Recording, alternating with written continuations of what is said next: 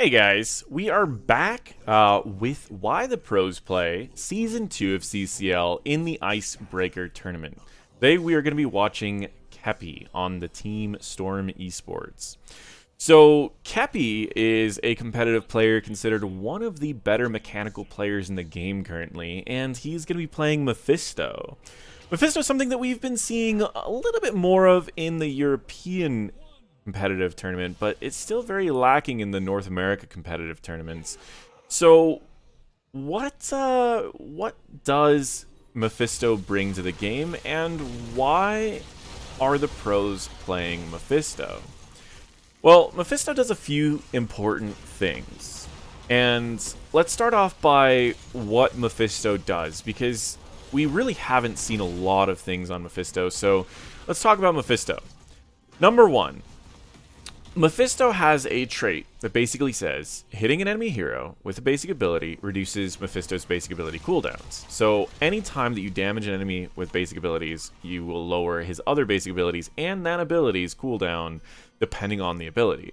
Abilities that hit faster tend to only give 0.3 seconds, like Lightning Nova, where abilities that hit once or can only hit a couple people, like Skull Missile and Shade, will give you 1.5 seconds off the cooldown. This can be enhanced with talents like the level 4 Spite, which will make it to where your passive will lower the cooldowns purely off of picking up regen globes. It can also be enhanced with something like Shard of Hate, where your auto attacks will also trigger it, and kind of go from there. Right here is something that's very underutilized about Mephisto that a lot of people don't know. Even though his abilities trigger off of only heroes, he can actually help speed up camps quite a bit, as his W with the level 1 W talent can do about half of these camps' health. And that's a lot of damage. So even though he can only use this Lightning Nova once per camp, it can still do a considerable amount of damage. His Lightning Nova does a few things, and this whole build is based around Lightning Nova, so that's why we're going to focus mostly on that. I'm not going to go over all of his abilities, but I will talk about his Lightning Nova as well as his Shade. So his Lightning Nova does one particular thing. It creates a circle around you that does damage 4 times per second. Very light damage 4 times per second, but each time that it hits a hero, it increases by 3% up to 30%. If you're hitting one hero, then naturally it's only going to go up by 12% per second that it's out. But if you're hitting multiple heroes, let's say 2 heroes, it increases by 24% per second, and it can go pretty fast. Well, the goal with that is to hit as many people as possible, and you can use your E to kind of reposition to hit people a little bit faster. And Furious Spark makes it to where every third hit, meaning that about 3/4 into a second, you will be doing a bonus amount of damage and get some mana back. Now, this is against any amount of targets, so you can gain this back, and this doesn't have to be heroes either. So you can actually have almost no mana problems in W build, no matter how long the fight's going on, because you're gaining a lot of sets, especially on a map like Infernal Shrines, because during the shrine you could be hitting a lot of different targets, gaining a lot of mana back, while also doing a lot of damage to the enemies.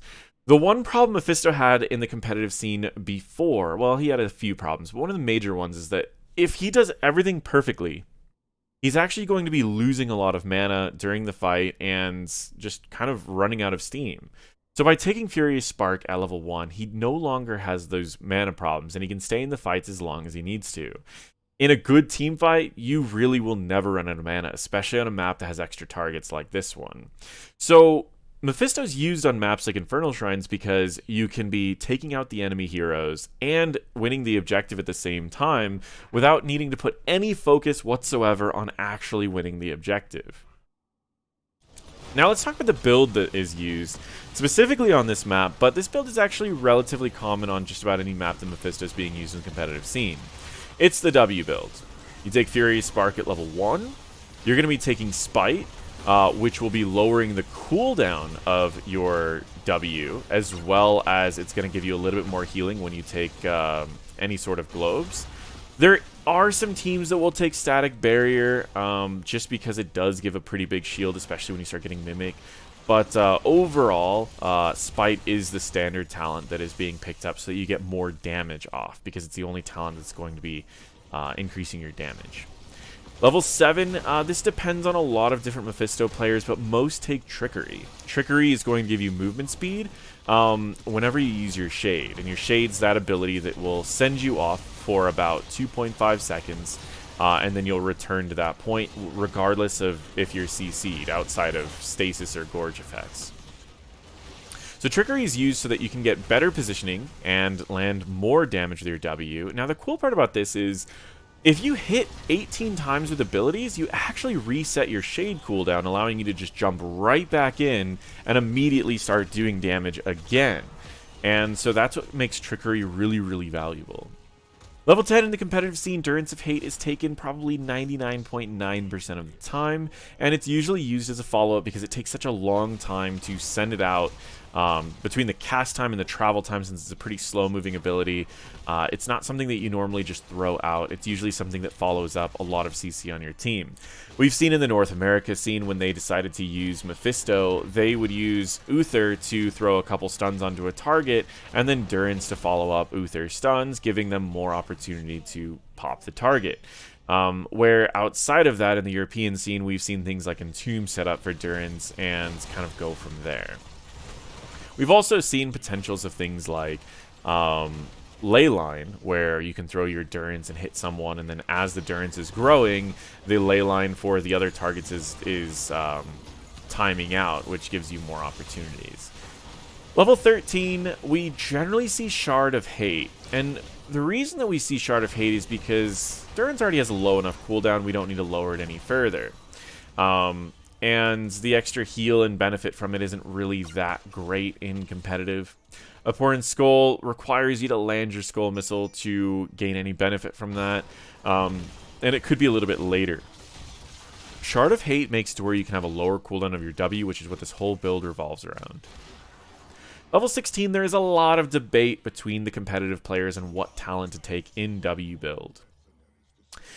Animosity is currently the standard. It increases the duration of Lightning Nova, which keeps your uptime up because you're going to be hitting more Lightning Nova procs, which means lowering the cooldown further, and you can get to the point where you can have your W going out permanently when you take Animosity. It also increases the damage potential of your Lightning Nova from 30 to 42% if you're hitting a lot of targets. Static Field does percent health damage. When it reaches that 30%, it will proc for 10% of max health. It's really good against teams that are running things like Diablo or Deathwing, potentially Garrosh or even Diva, but you lose that uptime, which is why there's a ton of debate that even against high health targets, many Mephisto players and pro players still swear by Animosity. Level 20, there is also a little bit of debate, but not as much. 70% of competitive players take Mimic, where 30% will take Unspeakable Horror. Mimic allows them to have even more uptime and damage on your W because you're going to be hitting more targets. And what Mimic does is it makes it to where your Shade will also have a Lightning Nova around it, and then you can kind of have two Lightning Novas going at the same time, making it more difficult for the enemies to avoid them, making it a lot higher damage, and you have higher chances of getting resets on Trickery, you have higher chances of just having 100% uptime with Animosity, and just a lot more value in general. And that's why Mimic is so valuable. That is the entire build for Mephisto. Let's talk a little bit about the playstyles throughout the different levels that you might be playing Mephisto. As we've seen during the early portions of the game, he focuses mostly on wave clear, he helps with camps, and he focuses on team fights. So he joins his team with whatever team fights he can. He jumps into fights with Shade of Mephisto, generally uses a Lightning Nova, and then throws a Skull Missile right before he's about to leave with the Shade of Mephisto, and then that gives him low enough cooldowns to where he might be able to re-enter a fight with Lightning Nova and Shade of Mephisto. In the early levels, he's just trying to get globes and fighting while he has globes so that he has lower cooldowns. But other than that, he's not really having any major focus outside of what a standard mage might look for. One of the benefits of playing Mephisto is you can engage without your tank. You can jump in, determine whether or not that fight is going in your way, and then you can jump out and decide whether or not you want to jump back in. and it really allows him to reposition and adjust the team fights according to how they are going, making him kind of one of the more versatile mages in the game because it allows you to really determine how fights are going and engage on your own, which is one of the reasons why I actually really like Mephisto for Storm League, because you can kind of just jump in and do some damage whether or not your tank is feeling confident in that particular fight. There are some downsides like Cocoon and Gorge, which can grab you and prevent you from returning to your Shade of Mephisto, which will make it something that you'll need to pay attention to. Because Stitches is not that meta in the competitive scene, all they had to do was draft the Nubarak on their team to make it to where Mephisto's primary counter has been removed. When you start reaching the mid game, you really want to abuse this Shade of Hate to get lower cooldowns, to wipe waves a little bit faster, and to just be able to play a little bit more aggressive and keep that extra damage going. We saw that as he jumped in there and used his Lightning Nova, he already had the full Lightning Nova off cooldown, ready to go in case he wants to go in for another engage. So by throwing a Skull Missile, he might hit a couple people and get his engage back available, which we saw it did get a small reduction in cooldown. And we see that his cooldowns have dropped significantly, and he already has his Q and his W back off cooldown. And so the whole thing that he's trying to do this game is keep his cooldowns very low, repeat this process, and follow up his team whenever there's a CC from his team with a quick Durance of Hate. He throws out the Durance of Hate, doesn't end up getting what he was looking for, and they just go to getting a lot of siege damage off. When he's getting siege damage, one of the downsides about Mephisto is you're almost always going to be tanking the structure. So what he likes to do is he likes to kind of take a step back, uses E to go in so that when he returns, he's going to be out of the turret range. So in this case, he jumps in, does damage to the turret, or the keep, and he also does damage to the enemies at the same time to keep his cooldowns low, jumps slightly out of range, and then breaks the aim of the keep, and then he runs back in after getting a heal from his Stukov. His team looks to go for a major play here, and he's just doing incredible damage. And the thing about it is it really doesn't seem like he's doing a lot of damage in these fights, but if we saw kind of that camp in the early game with just a single talent being able to do half of all of those minions' health, you can see that there is a lot that he can bring to the table. There are a few other downsides that you'll need to be watching out for on Mephisto, which is the return. And the biggest tip that I would imagine I could give as someone who enjoys playing Mephisto here and there is set your Shade in locations that the enemies cannot easily set up and follow up on where you're going to return. It was very easy for him to throw a ley line at the return location and then have him get caught by the ley line and then basically prevent his team from going and utilizing their advantage. I also would recommend using his W for wave and camp clear, as that's something that a lot of people kind of feel bad about not doing because of Lord of Hatred. You're not going to be getting any cooldown reduction. Now, one of the things that Qepi ends up going with that's a little bit different from most Mephisto players is he goes for the combo. What the combo is lightning reaction. And let me pull up my crayons really quick so I can kind of explain a little bit about how lightning reaction works and how you should be approaching lightning reaction.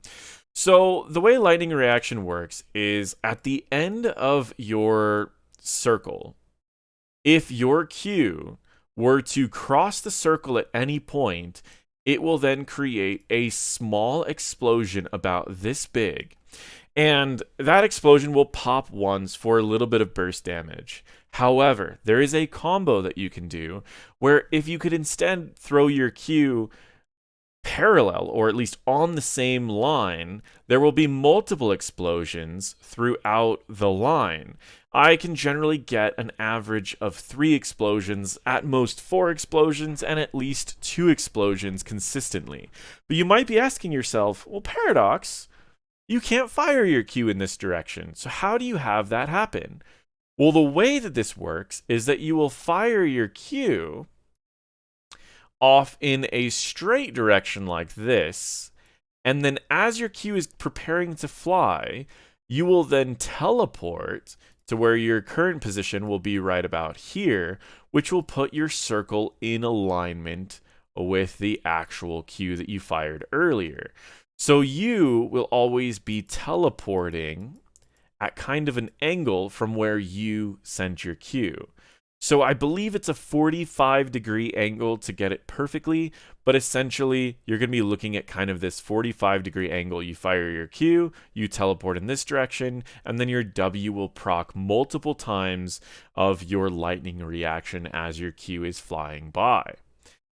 So you might be saying, well, that seems rather complicated to set up all before a team fight, but it's actually a lot more simple if you've had the time to practice it. And I have talked about this in 3 or 4 videos before about Mephisto, but basically it's this. If you are approaching a fight, and let's say you are here, and the enemy team has their heroes, let's say here, here, here, and here, what you would end up doing is you would walk your way up into this location. You would then fire off a Q down this way. You would then teleport up to this location and activate your W. Now your W is going to pop right here, here, and here. And if this person gets scared of you teleporting here, he might actually step down kind of in this direction, which means that he gets hit by an explosion. The enemy tank isn't sure why you're repositioning, so the enemy tank might actually head in this direction to get hit by all 3. And this random damage dealer may run away this way, or may approach you to try to attack you to get some damage off, in which he might get hit by 2 explosions. If you get used to this process and comboing, you can actually quickly blow up multiple targets very fast. So where we saw in the early portions of the game, he did very consistent damage, and it was a good amount of damage, but it was never really to the point where it was bursty enough to pop a target that wasn't expecting to get popped. Now with lightning reaction, he can pop those targets.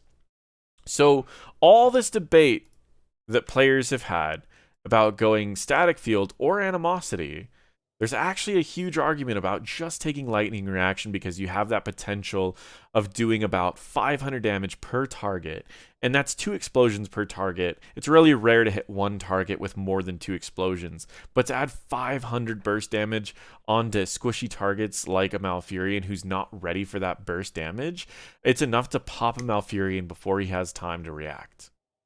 So that is what Qepi's build is for going Mephisto.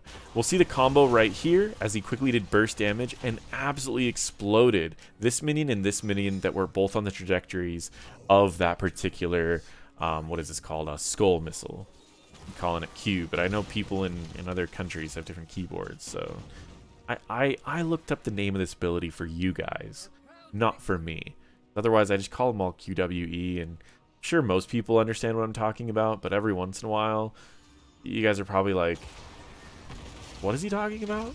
Because you're probably on like an Azerty keyboard, so when I say Q, you're probably actually just talking about A, but I don't know, you get the point. Anyways, the enemy team had a solid engage. We saw the APOC go off after Leyline, and so now he has to basically counter-engage the enemy team. He uses auto attacks while he's silenced to lower the cooldown of his abilities. He uses his teleport to kind of like hop away. And while he did a lot of damage, it wasn't quite enough to get away from the enemies or really do any major effect. So I would say this is mostly just Storm making missed calls. He went mid lane to cover Soak where the enemies decided to engage on his team, and probably just some poor shot calling. And that's something that will be fixed over time. These teams have not had a lot of time to play together, so it is definitely going to be something that they need to practice over time. This is the first tournaments, or the first weekend since they got drafted. Naturally, there's going to be some growing pains for these teams.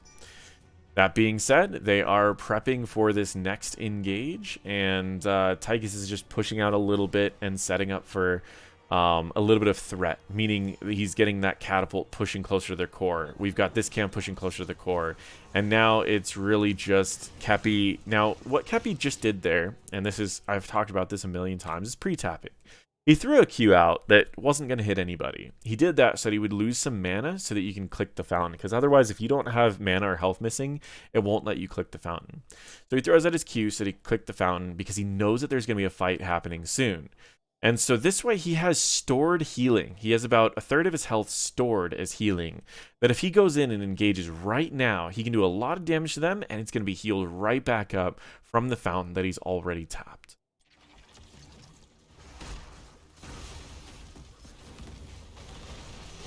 Right here, he does an E, does a W, and he is worried about that combo, and it happens basically just right when he's not expecting it. He throws out an ult, gets a heal from the Stukov, and he prevents the enemies from really being able to do too much there from a pretty solid defensive Durance of Hate. His Fountain was able to keep himself alive throughout the combo that the Diablo did, but he no longer has a Fountain now. So he needs to get some healing from the Stukov, and he needs to be able to bring a little bit more to the team. So you can see that he's auto-attacking to get lowered cooldowns. He throws out a W and does a significant amount of damage and automatically resets his E, allowing him to go back in and finish off that Malfurion. Once the Malfurion's dead, his team decides to start chasing, and he's able to mount up. They ignore the objective, and they go in to try to take out these targets. He uses W and Trickery. I was adding way more to that talent.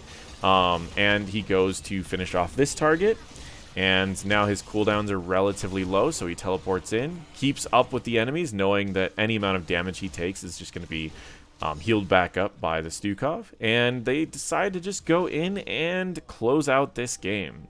So as far as stats wise, I would say in most games as Mephisto, you should be topping most stats.